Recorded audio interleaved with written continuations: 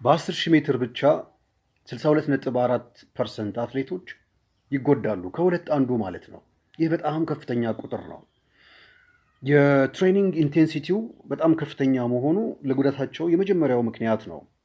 ደረቅ በሆነ ትራክ ላይ አስፓልት ላይ መሮጥ ሁለተኛው ነው። የእግር ጡንቻ፣ ጉልበትና ቁርጭምጭሚት ዋነኞቹ የሚጓዱ የሰውነት ክፍሎች ናቸው። መፍትሄ ጋር በተገናኘ ዋናው ከረጅም ጊዜ አንጻር የስፖርት ሜዲሲን ላይ ፊዚዮቴራፒ የሚሰለጥኑ ሙያተኞች የግድ ያስፈልጉናል። በአጭር ጊዜ እንደ አትሌት መውሰድ የሚገባችሁን ነገር እነግራችኋለሁ። ወርሚንግ አፕ ሰውነት ማሟሟቅ የፎርማሊቲ ጉዳይ አይደለም። ከ45 ደቂቃ ያላነሰ ወርሚንግ አፕ ልትሰሩ ይገባል።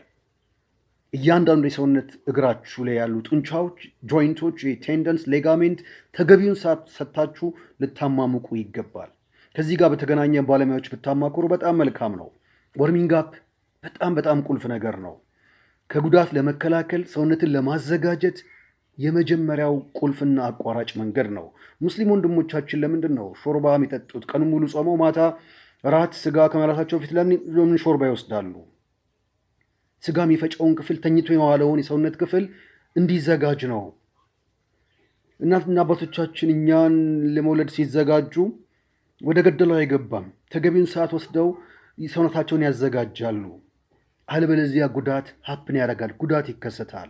ሰውነት ማዘጋጀት ራሱን የቻለ ስፔሻላይዜሽን ኤሪያ ነው። በማስተርስ በፒኤችዲ ጥናት የሚሰራበት መስክ ነው።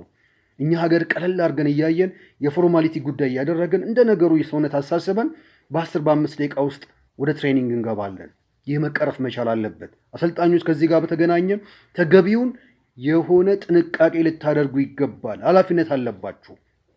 ኢንቴንሲቲው በማራቶን በሳምንት እስከ 100 ማይል ድረስ ይሮጣል። እስከ 3 ሰዓት ድረስ ትሬኒንግ ይሰራል።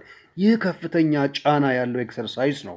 ይሄን የሚቀበል የሰውነት ክፍል በተለይም የእግራችን ጡንቻ ኳድሪሴፕስ፣ ሃምስትሪንግ፣ ስትሬን ብለን የምንጠራው ካፍ ተገቢውን ዝግጅት በተገቢው ሰዓት ሊወሰድና ሊሰራ ይገባል።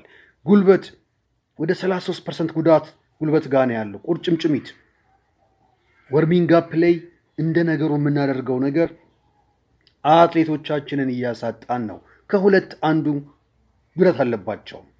ጉዳትን ለመከላከል ሙያተኛ ያስፈልጋል። በአጭር ጊዜ ግን ወርሚንግ አፕ ላይ ተገቢውን ሰዓት ወስዶ መስራት እጅግ በጣም አስፈላጊ ነው። ኮሜንታችሁን እጠብቃለሁ። በስንቱ እንጎዳ? ስነ ልቦና ያለውን ጉዳት በጣም ከፍተኛ ነው። ቢያንስ አካላዊ ጉዳቱን እንቀንስላለሁ። አመሰግናለሁ።